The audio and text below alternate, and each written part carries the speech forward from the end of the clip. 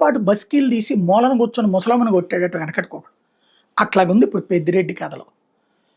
పెద్దిరెడ్డికి సంబంధించి మంచి చెప్పుకున్నాం, చెడు చెప్పుకున్నాం. చెడుకు సంబంధించిన గతంలో ఎట్లాంటి పరిణామాల్లో తను తప్పు చేశాడు అన్నటువంటిది మాట్లాడుకున్నాం. మంచి అప్పుడు మంచిని మాట్లాడుకుంటాం. అట్ ద సేమ్ టైం ఇప్పుడు పెద్దిరెడ్డిని ఏ స్థాయిలో విలన్గా చూపెట్టాం? రాష్ట్రంలో మైనింగ్ విపరీతంగా దోచేశాడు జగన్మోహన్ రెడ్డి, పెద్దిరెడ్డే కీ రోల్ అని కదా. మరి మైనింగ్ మీద ఈ రోజు వరకు ఏం చర్యలు ఎందుకు తీసుకోలేకపోయింది ప్రభుత్వం? అన్ని మైనింగ్స్ ఇప్పుడు మన చేతుల్లోనే ఉన్నాయిగా. కనీసం ఇప్పుడు కూడా ఆపరేషన్ లేక నెల్లూరు జిల్లాలో గొడవ నడుస్తుంది. అలాగే ఇసుక పెద్దిరెడ్డే కదా పర్మిషన్స్. మరి ఆ రెండిట్లలో తింటే పట్టుకోవాలి కదా పెద్దిరెడ్డిని. అట్లాగే మదనపల్లి ఫైల్స్ ఏమైనాయి?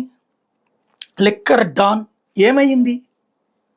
చివరికి ఏందయ్యా అంటే, ఓ 30 ఏళ్ల క్రితం కొనుక్కున్న ఇంట్లో పక్కనున్న డీకేటీ పట్టా భూములు కొంటే అదిగో అది దోపిడీ.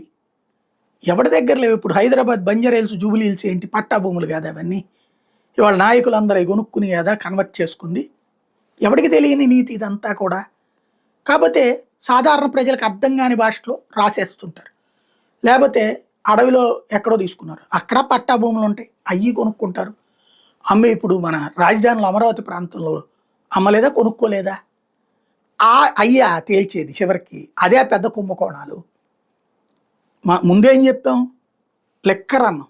లెక్కర్ కంటే పెద్ద కుంభకోణం ఏముంది? ఏం తేలింది అందులో? ఇసుక అన్నం, మైనింగ్ అన్నం. అటిట్లో అసలు రాష్ట్రంలో కీలకమైన శాఖలు ఆయన దగ్గరే కదా. మైనింగ్ అటవీ శాఖ ఆయన దగ్గరే కదా.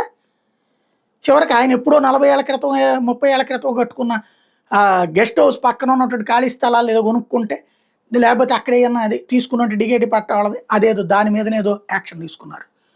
ఇటట్లో ఏం సాధించినట్టు? బేసిక్గా పెద్దిరెడ్డి ఈ చివరికి నిన్న ఏదో క్యాంపెయిన్ బిగిన్ చేశాడు. పెద్దిరెడ్డి వెళ్ళిపోతున్నాడు, సంచలన నిర్ణయం తీసుకోబోతున్నాడు. పెద్ద పెద్ద ముఖ్యమంత్రులకి ఎవ్వడున్నా లెక్క చేయని మెంటాలిటీ అతనిది. ముఖ్యమంత్రులతో తగవలు పడ్డటువంటి మెంటాలిటీ. రాజశేఖర రెడ్డితో పడేది కాదు ఆయనకి ఆ లెక్కనైతే. కిరణ్ కుమార్ రెడ్డితోనూ పడేది కాదు. రోసయ్యతో గొడవ లేదు, అట్లని ప్రేమ లేదు. ఒక్క జగన్మోహన్ రెడ్డితోనే అనుకుంటా అతను పాజిటివ్గా ఉన్నటువంటి. అది కూడా కొడుకు మూలంగా అయి ఉండొచ్చు. బేసిక్గా వ్యాపారాలా చేసుకుంటారు.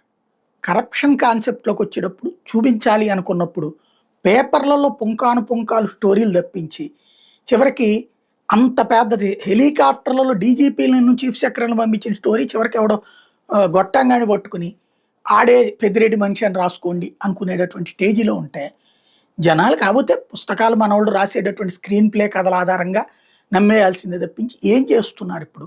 ఈ లెక్కను చూసినప్పుడు పెద్దిరెడ్డి క్లీన్ చిట్ ఇచ్చినట్టే కదా. మైనింగ్లో, ఇసుకలో, అట్లాగే అటవీ శాఖలో, లెక్కర్లో లేదా ఏమైనా చూపెడతారా? చూద్దాం.